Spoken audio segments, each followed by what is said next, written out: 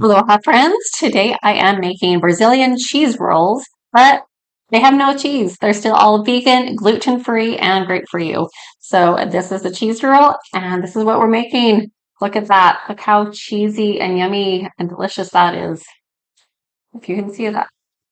Yum.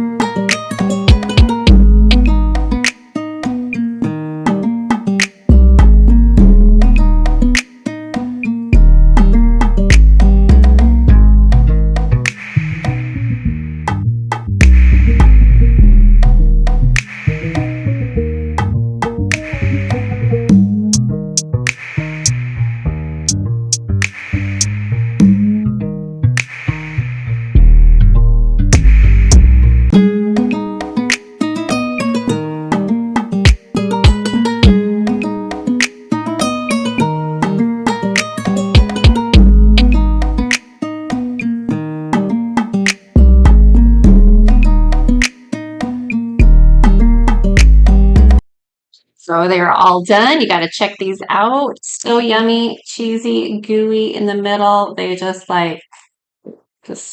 cheesy. Yum.